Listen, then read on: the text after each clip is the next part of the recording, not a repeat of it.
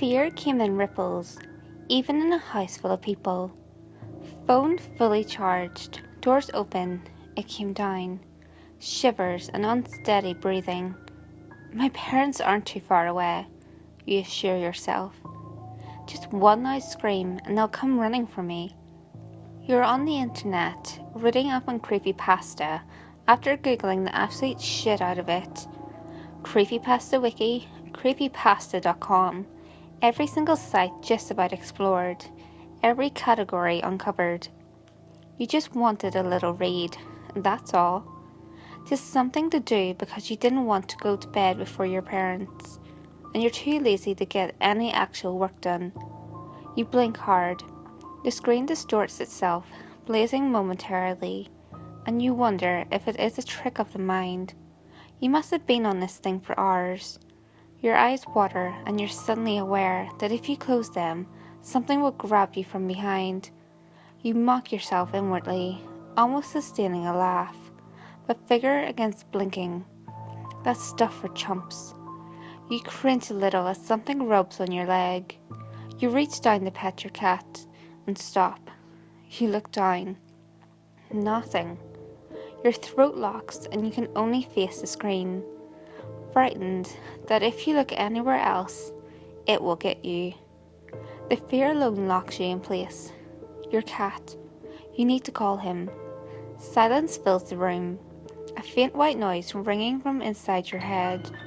You don't have the courage to break the barrier, and besides, if you speak, something in the room may wake up, so you just sit, too scared to even call for your cat, unable to look anywhere but the monitor. It's ridiculous, you said to yourself. And just to prove how wrong you are, you look towards the right. Your eyes widen. The door. Bland white wood. Bland silver doorknob. Same state as when you came in. No demon hands reaching in.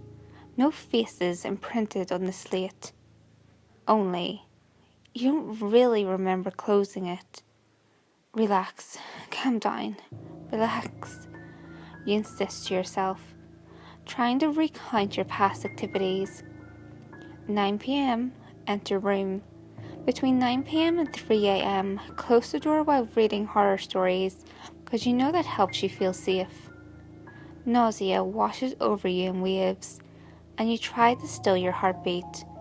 About to close the browser, maybe look up something on YouTube. Your hand slows. What if they switched your wallpaper for images of dead bodies? Of a demon? Of something horrible?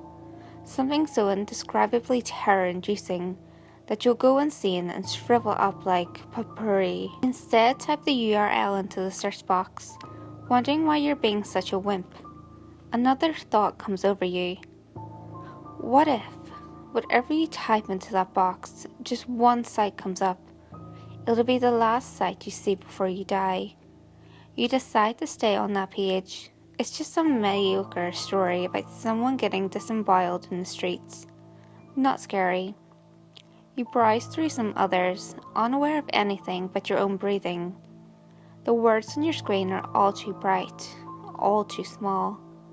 CreepyPasta to help you sleep. Good ideas round at 3 a.m. You pause, staring down at the clock at the bottom of your screen. Isn't 3 a.m. the witching hour?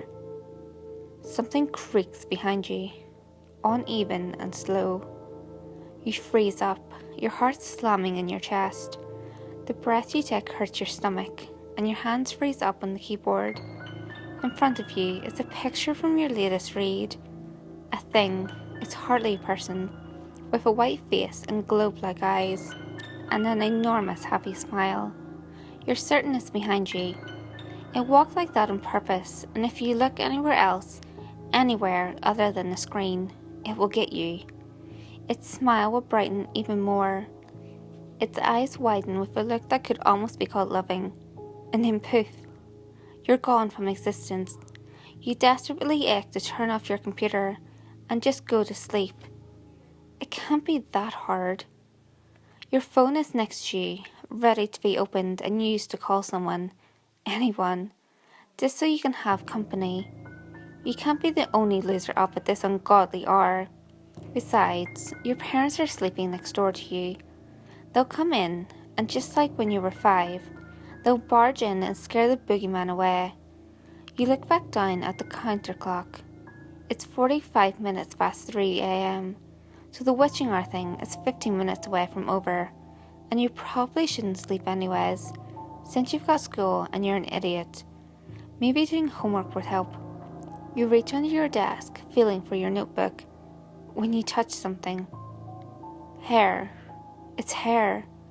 Long woman's hair, and you know for certain that if you look, it'll be black, and big black eyes will be staring back at you.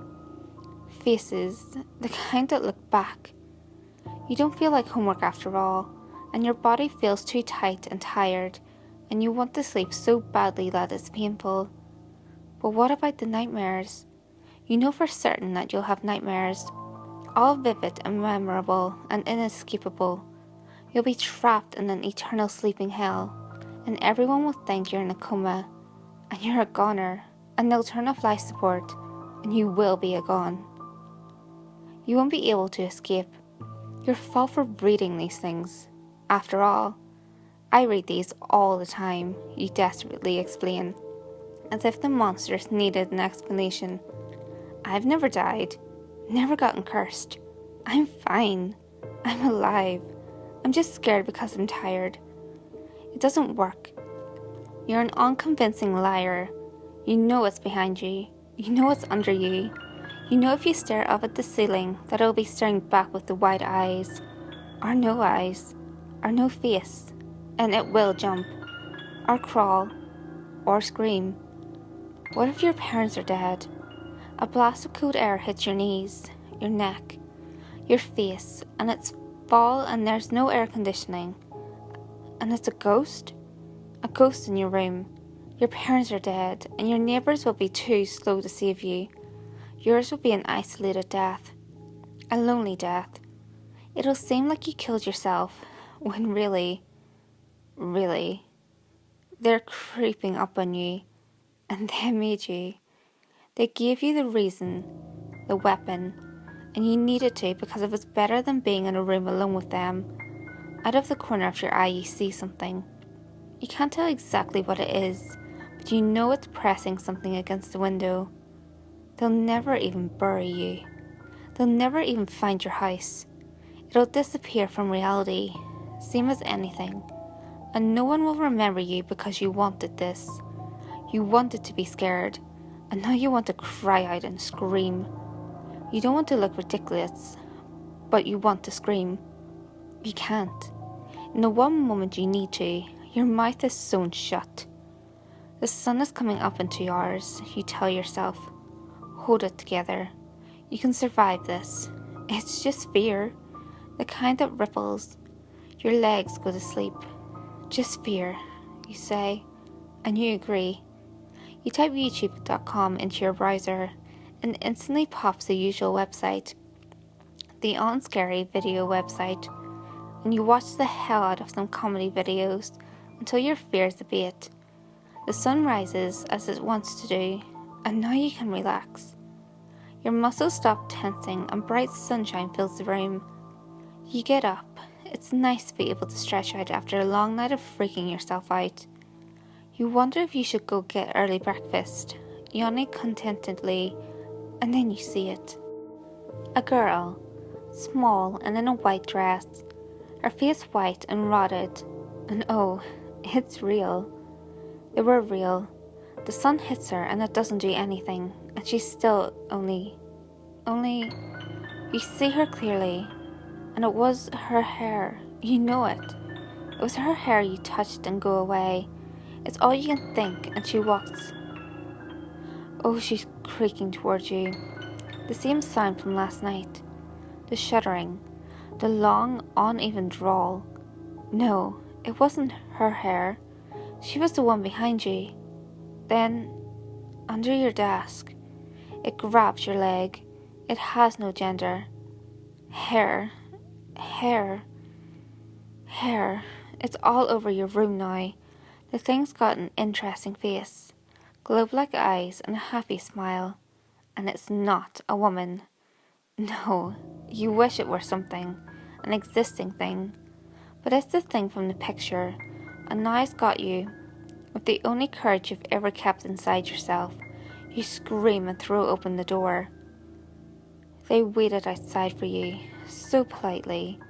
It came down from your ceiling, holding both your parents in its enormous black mouth, its crooked limbs almost exactly like a spider's. This one might have been a woman, once, long ago, but the eyes are so black, everything, black and white, and the teeth aren't there, and you imagine it just sucked up your parents or something.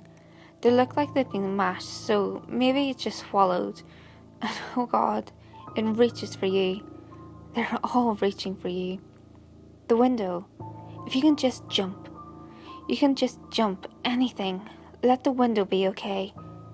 Laughter echoes in your head as you realize your mistake. Yes, the demon was holding something against the window. Its face. Its face.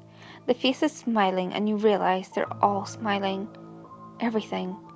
You remember all the CreepyPastas, all the demanding chain letters, all the campfire yarns, and you realize that, in one night, they've come to get you.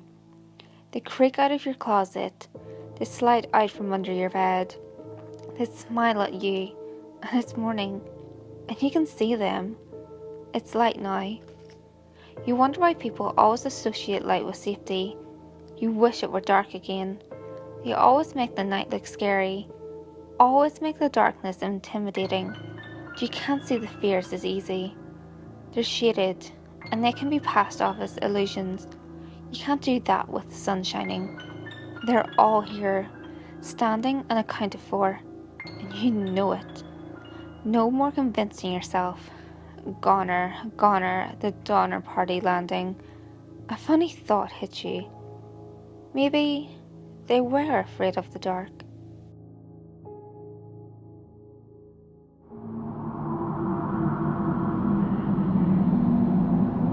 Hey guys, if you enjoyed this video, give it a thumbs up and share it with your friends. You can also leave a comment below. All feedback, good or otherwise, is always appreciated. If you have any creepy stories of your own, or have any topics that you would like me to cover, feel free to send them in via any of my social media. You can find all links to my social media in the description below. Until next time guys, make sure you lock your doors, stay safe, and I'll see you next video.